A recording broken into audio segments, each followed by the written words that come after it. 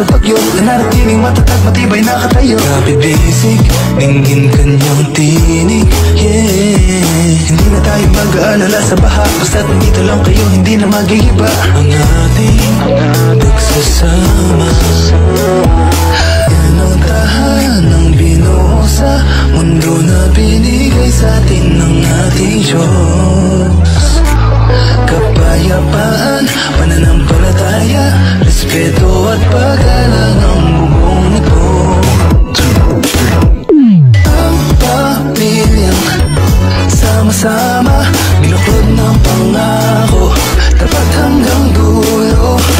Pinag-isa ng pag-ibig sa Diyos. Kung siya ang gabay, tayo'y di maghiwalay.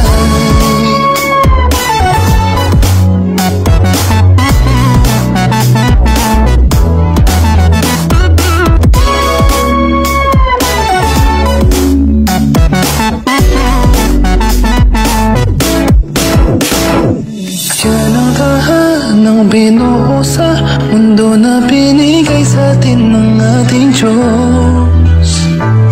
Kapayapaan, pananampalataya, respeto at paggalang ang bubong nito.